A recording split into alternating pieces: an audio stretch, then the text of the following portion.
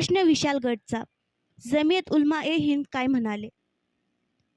कोल्हापूर जिल्ह्यातील विशालगड हिंसाचार घटनेमधील आरोपींना कडक शासन व्हावे तसेच पीडितांना संपूर्ण नुकसान भरपाई देण्यात यावी अशी मागणी आज 26 जुलै रोजी बुलढाणा जिल्हा जमियत उलमा ए हिंदच्या वतीने जिल्हाधिकारी यांच्या मार्फत महामहिम राज्यपाल यांना दिलेल्या निवेदनात करण्यात आली आहे.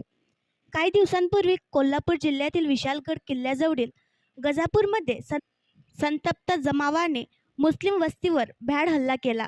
मस्जिद, दर्गा, घर, दुकान आणि वाहनांची तोडफोड केली. भर पावसात झालेल्या या हल्ल्यामुळे मुस्लिम महिला व लहान मुलांना आपला जीव वाचवण्यासाठी बाहेर पडावे लागले.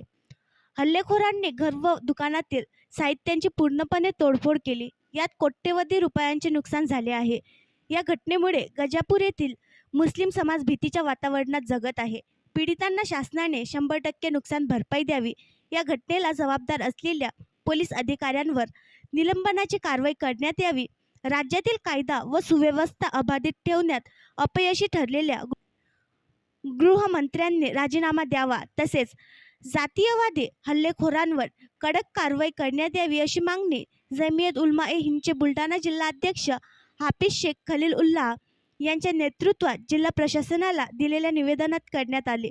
यावेळी मौलाना अब्बास खान, मुफ्ती अनिसुद्दीन, हाजी सय्यद अहमद, मौलाना फरीद अशरफी, हाफिज मेहमूद मुजावर, हाफिज आझम, हाफिज मोहम्मद सुलतान, मौलाना अनीस अशरफी, हाफिज अली मिर्झा, मौलाना मजीद खान, मौलाना जिया उल्लाह खान, मोहम्मद अमजद, मोहम्मद दानिश, काझी आमिर मलिक, अब्दुल हारिस यांच्यासह जिल्हाभरातून आलेले पदाधिकारी व सदस्य उपस्थित होते.